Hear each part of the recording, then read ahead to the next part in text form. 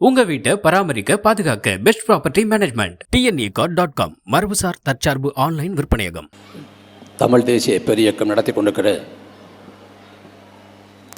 கூட்டரசு கோட்பாட்டு மாநாட்டில் தலைமையேற்று நடத்தி கொண்டிருக்கிற தலைவர் பெருமக்களே, வீட்டிலிருக்கிற சான்றோர் பெருமக்களே, கூடியிருக்கிற தாய் தமிழ் சொந்தங்களே, உங்கள் அனைவருக்கும் எமது பணிவான வணக்கம். இந்தியா என்பது தேசிய இனங்களின் சிறை கூடாரம் என்கிறார் அண்ணன் தமிழரசன். இந்தியாவின் அரசியலமைப்பு சாசனம் இந்தியாவை ஒன்றியம் என்று வரையறுக்கிறது. அறிஞர் அண்ணாதுரை இந்தியாவை துணை கண்டம் என்கிறார்.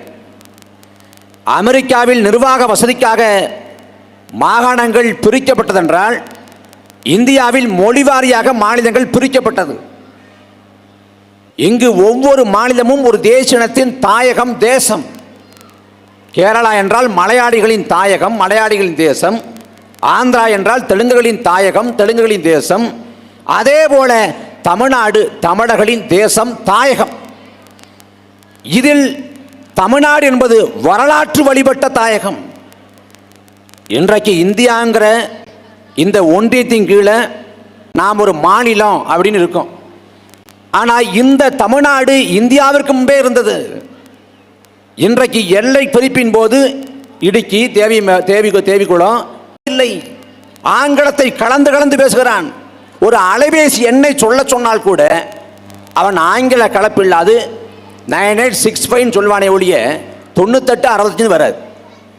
ஏன்னா தமிழிடத்தில் ஏன் இந்த தாழ்வு மனப்பான்மை குடிகொண்டதென்றால், இந்த நிலத்துக்கு மதம் பரப்ப வந்த ஜோசப் பெஸ்கி, அந்த ஜோசப் பெஸ்கி தமிழை கற்கிறான், தமிழ் இலக்கியங்களை வாசிக்கிறான், தமிழோட ஆழம் தெரியுது, தொன்மை தெரியுது.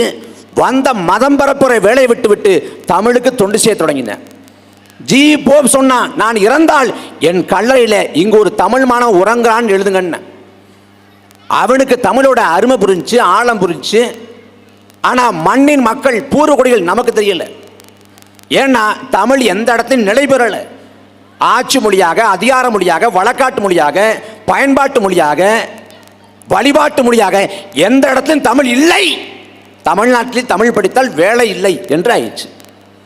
தமிழ்நாட்டில் தமிழ் படிக்காது, தமிழ் ஒரு பாட மொழியாக எடுக்காது, பட்டை படிப்பை முடித்துவிட முடியும் என்கிற நிலையை உருவாக்கி விட்டார்கள். எங்கும் தமிழ், எதிலும் தமிழ்ங்கிற முழக்கத்தை முன்வைத்து ஆட்சி அதிகாரத்துக்கு வந்தார்கள்.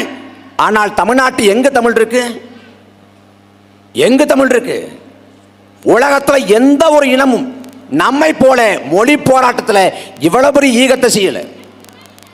4 கட்ட மொழி போராட்டம், குறிப்பாக 1960 நடந்த மொழி போராட்டத்தில் 800க்கும் மேற்பட்ட மொழிப்போர் மறவர்கள் களத்திலே மாண்டார்கள். தாளமுத்துவுக்கும் நடராசருக்கும் என்ன வயது? கீழப்பழு சின்னசாமிக்கு என்ன வயசு?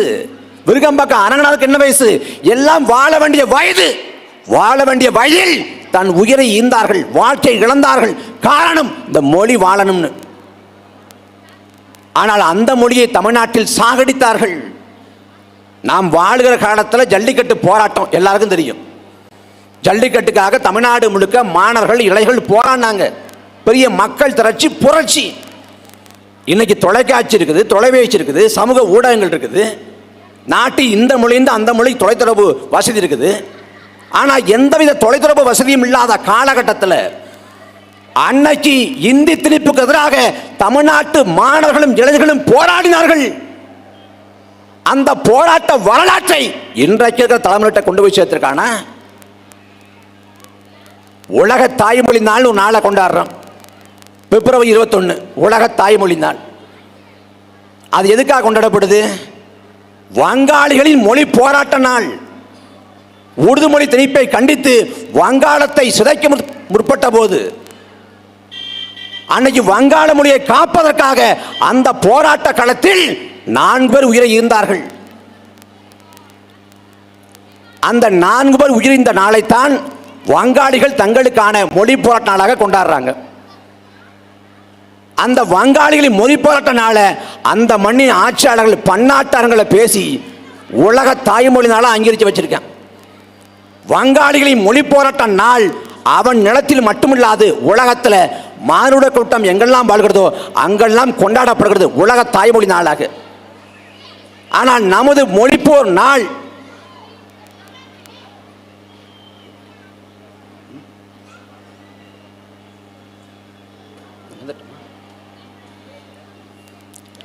நமது மொழி போராட்ட நாள் ஜனவரி 25 இந்திய அளவில் கொண்டாட வேண்டாம். இந்திய அளவில் கொண்டாடப்பட வேண்டாம். குறைந்தபட்சம் தமிழ்நாட்டில் ஒரு அரசு விடுமுறை நாளாக இருக்குதா? இன்னைக்கு இருக்கக்கூடிய இளைய தலைமுறைக்கு தாளமுத்திரனா யாரு, நடராசனா யாரு, கீழப்பள்ளி சுண்ணச்சாமி யாரு, யாருக்காவது வரலாறு கொண்டு போய் சேர்க்கப்பட்டிருக்கிறதா? இல்லை, ஒருபோதும் இல்லை. அப்ப திட்டமிட்டு நமது மொழி வரலாற்றை அழித்தொழித்திருக்கிறார்கள். வரலாற்று திரிபு. ஆனால் ஆளக்கூடிய ஆட்சியாளர்கள் பேசுகிறார்கள், நாங்கள் மொழியை காப்போம். இன்னைக்கு மாநில சுயாட்சிக்காக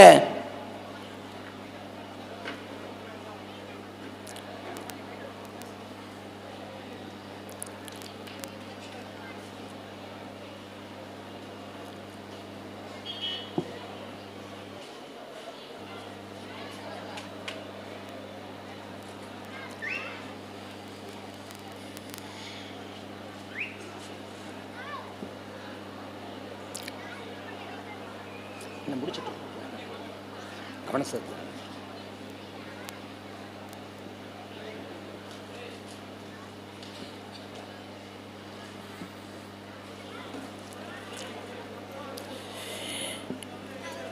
இந்தியாவில் அரசமைப்போட அட்டவணை 8ல் 22 மொழிகள் இருக்குது. ஆனால் அந்த 22 மொழிகளில் இந்திக்கு மட்டும்தான் முன்னுரிமை இருக்குது. இந்தியாவோட அரசியமைப்பு சாசனத்தோட பிரிவு 351 இந்தியை ஊக்குவிக்கணும், வளர்த்தெடுக்கணும். எதற்காக இந்திக்கு மட்டும் தனிச்சலுகை? எதற்காக இந்திக்கு மட்டும் தனி முன்னுரிமை? 22 மொழிகள் இருக்குது. 22 மொழிகளில் மற்ற மொழிகள் அலுவலி மொழியா இல்லை.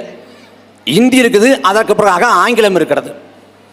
இந்த நிலத்தை பன்னெடுங்காலமாக ஆண்ட திராவிட ஆட்சியாளர்கள், குறிப்பாக திமுக மத்திய அமைச்சரவையில் 18 ஆண்டுகளும் அங்க வச்சு, இந்தியாவில் எந்த ஒரு மாநில கட்சிக்கும் கிடைக்காத பெருவாய்ப்பு திமுக கிடைச்சு.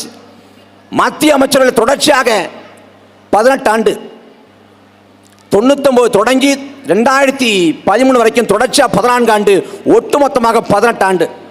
இந்த 18 ஆண்டு காலத்தில் விபி சிங் ஆட்சி காலத்தில், கேவகவுடா ஆட்சி காலத்தில், ஐகே குஜராத்தில் ஆட்சி காலத்தில், வாஜ்பாய் ஆட்சி காலத்தில், மன்மோகன் சிங் ஆட்சி காலத்தில், எந்த காலத்தில் இந்தியை ஊக்குவிக்கக்கூடிய சட்டப்பிரிவை நீக்கணும் என்று திமுக அழுத்தம் கொடுத்தது? என்றைக்கு அழுத்தம் கொடுத்தது? உலகத்தில் பல்வேறு நாடுகளில் 5 மொழி ஆட்சி மொழியாக இருக்குது. தென்னாப்பிரிக்காங்கிற ஒரு நாட்டில் 11 மொழிகள் ஆட்சி மொழியாக இருக்குது.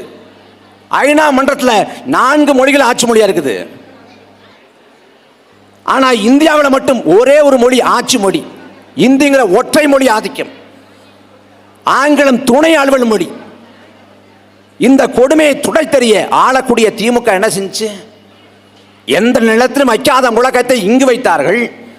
அடைந்தால் திராவிட நாடு, அடையாவிட்டால் சுடுகாடு என்றார்கள். பிறகு திராவிட நாடு முழக்கத்தை கைகளில் விட்டு மாநில சுயாட்சிங்கிற முழக்கத்தை முன்வைத்தார்கள். அந்த மாநில சுயாட்சிக்காக இன்றைக்கு ஐயா ஸ்டாலின் அவர்கள் ஒரு குழு போடுறாங்க. ஆனால் 80களே ஐயா கருணாநிதி ராஜமன்னாங்கிற ஓய்வு பெற்ற நீதிபதி தலைமையில் ஒரு குழு போட்டார். அந்த குழு என்னாச்சு? இப்போது போடப்படுகிற குழு இதை வச்சு என்ன செய்ய போறாங்க? ஆளுநர் பதவியை நீக்கணும். ஆட்டுக்கு தாடியதுக்கு நாட்டுக்கு ஆளுநருக்கு கேட்கறது திமுக. ஆனால் மத்திய அமைச்சர்கள் இருந்தபோது என்றைக்காவது இந்த முழக்கத்தை வைத்தது உண்டா? என்றைக்காவது? 2004 2009 காலகட்டத்தில் மத்திய அமைச்சரவையில் ஆதிக்கம் செய்யக்கூடிய இடத்துல இருந்தது திமுக. வடக்கு வாழுகிறது, தெற்கு தேய்கிறதுங்கிற முழக்கத்தை மாற்றி வடக்கு கொடுக்கிறது, தெற்கு வாங்கிக் கொள்கிறது என்று கருணாநிதி பேசிய காலகட்டம். அந்த காலகட்டத்தில் ஆளுநர் பதவியை நீக்குவதற்கு, ஆளுநரோட அதிகாரத்தை மட்டுப்படுத்துவதற்கு, ஆளுநர் மசோதாவுக்கு ஒப்புதற்கான காலக்கெடுவை நிர்மாணம் செய்வதற்கு என்ன செய்தார்கள்? ஒன்றும் செய்யலை. எந்த ஒன்றையும் செய்யலை. அதிகாரத்தில் இருக்கிற போது ஆளுநர் பதவியை கேட்க மாட்டாங்க, மாநில சுயாட்சி கேட்க மாட்டாங்க. ஆனால் அதிகாரத்தை விட்டு இறங்கிய பிறகு எல்லாவற்றையும் பேசுவார்கள். 60 ஆண்டுகள திராவிட ஆட்சி, எல்லா உரிமையும் பறிபோயிருக்கிறது. காவிரி உரிமை, முல்லை பெரியாறு, பாலாறு எல்லா உரிமையும் இழந்தோம். அதே போல மாநில உரிமைகளை பறிகொடுத்தோம்.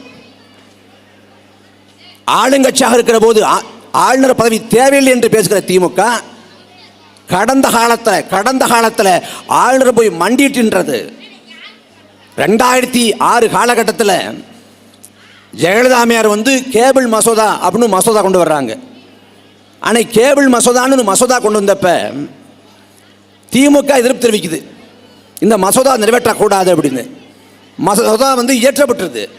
மசோதா இயற்றப்பட்ட பிறகு அன்னைக்கு ஆளுநராக இருந்த ஜுடிஷியல் சிங் பர்னாலாட்ட போய் கருணாநிதியும் தயாநிதிமாறனும் போய் மசோதாவுக்கு ஒப்புதல் தராதிங்க என்று கேட்டது வரலாறு. அன்னைக்கு மசோதாவுக்கு ஒப்புதல் தரக்கூடாது என்று பர்னாலாகிட்ட கேட்டப்ப மாநில சுயாட்சி எங்கே போச்சு? மத்தியில் கூட்டாட்சி எங்கே போச்சு? மத்தியில் கூட்டாட்சியை பெறுவதற்காக இவ்வளவு ஆண்டுகளும் அதிகாரத்தில் இருந்தவங்க என்ன பண்ணாங்க? மத்திய அரசு ஆதிக்கம் செய்கிறது. மத்திய அரசு நினைத்தால் இந்தியாவின் எந்த மாநில ஆட்சியும் கலைக்க முடியும். 356 சட்டப்பிரிவை பயன்படுத்தி சட்ட ஒழுங்கு சரியில்லை என்று காரணம் காட்டி ஆளுநரிடம் அறிக்கை பெற்று ஆட்சியை கலைக்க முடியும். மத்திய அரசு நினைத்தா மாநில ஆட்சியை கலைக்க முடியும். ஆனால் இந்தியாவில் இருக்கக்கூடிய அத்தனை மாநிலங்களும் சட்டசபையில் மத்திய ஆட்சி கலைக்கப்பட வேண்டும் என்று தீர்மானம் நிறைவேற்றினாலும் மத்திய ஆட்சியை கலைக்க முடியாது. அப்ப மத்திய ஆளக்கூடிய அரசு ஆதிக்கம் செய்கிறது, அதிகாரத்தை குவித்து வைத்துக் கொண்டிருக்கிறது. ஒன்றோடு ஒன்று ஒட்டாது, உரசாது, மோதாது செல்லக்கூடிய தண்டவாளம் போல இணையாக மத்திய அரசுக்கு இணையாக மாநில அரசு இருக்கணும்.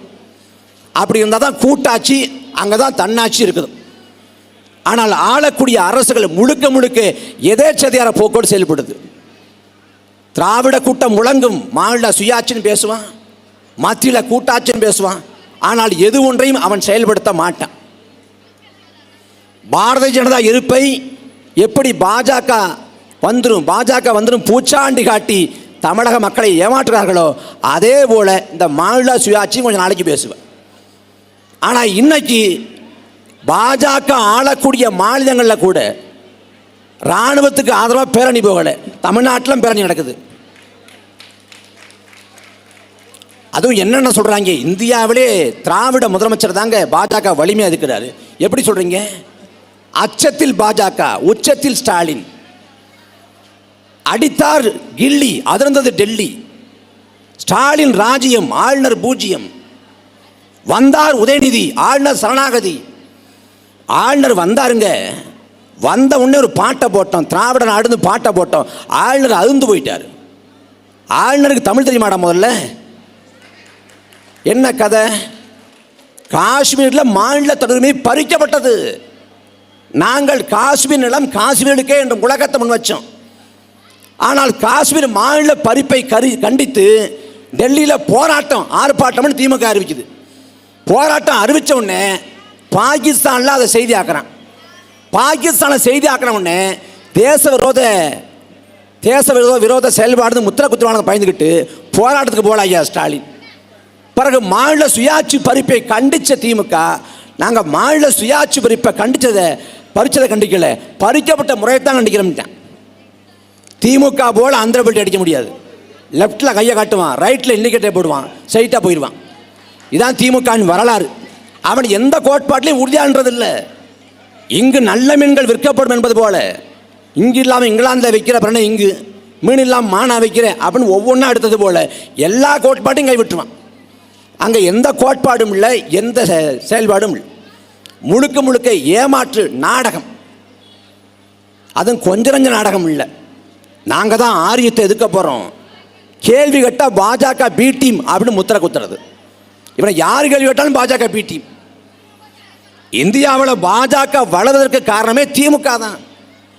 தமிழ்நாட்டில் நல்ல கண்ணையாவை தோக்கடிச்சு சிவி ராதாகிருஷ்ணனை வெல்ல வச்சது இதே திமுக. எந்த தேர்தலையும் வெல்லாத ஹெச்ராஜாவை சட்டமன்ற உறுப்பினராக்கி அழகு பார்த்தது இதே திமுக. வாஜ்பாய் ஆட்சி 13 நாளில் கவிழ்ந்து போகுது முதல்ல, அப்புறம் 13 மாசத்தில் கவிழ்ந்து போகுது. முழுமையாக 5 ஆண்டுகள் ஆட்சியை நிறைவு செய்ய முடியாமல் பாஜக தடுமாறி கொண்டிருந்த வேளையில் ரைட் பர்சன் ராங் பார்ட்டின்னு அன்னைக்கு ஒரு பல்லவியை பாடி பாஜகவின் கரங்களில் 5 ஆண்டு காலம் அதிகாரத்தை கொடுத்தது இதே திமுக. 5 ஆண்டு காலம் 2002 குஜராத்தை இனப்படுகொலை நிறுத்த போட்டு போகுது நரேந்திர மோடி அரசால். அந்த இனப்படுகொலைக்கு ஆதரவாக என்ன துரோகத்தை செஞ்சதும் இதே திமுக தான். வரலாற்றில் திமுக செஞ்ச துரோகம், இந்த திராவிடம் செஞ்ச துரோகம் கொஞ்சம் நஞ்சம் இல்லை. இன்னைக்கு தமிழ் தேசிய பிள்ளைகள் விழிப்புற்று வர்றோம், எழுந்து வர்றோம்.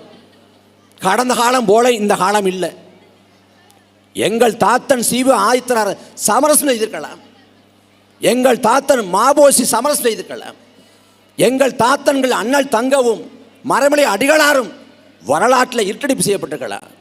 ஆனால் சமகாலத்தில் பிரபாகரன் எந்திருக்கிற இந்த பிள்ளைகள் உறுதியாக வெல்வோம், உறுதியாக வெல்வோம். காலம் ஒரு வாய்ப்பை கொடுத்திருக்கிறது. 1000 ஆண்டுகளுக்கு மேலாக அதிகாரமற்று உலகம் முழுக்க ஏதிலியாக அகதியாக போய் நிற்கிற தமிழினம் அதிகாரத்தை நோக்கி நகர்வதற்கு, மீண்டும் ஆள்வதற்கு ஒரு பொன்னான வாய்ப்பை கொடுத்திருக்கிறது. இந்த நிலத்தின் அதிகாரத்தை வசப்படுத்துவோம், தமிழ் தாயை அரியணை ஏற்றுவோம், உறுதியாக தமிழ் தேசத்தை படைப்போம். நன்றி, வணக்கம்.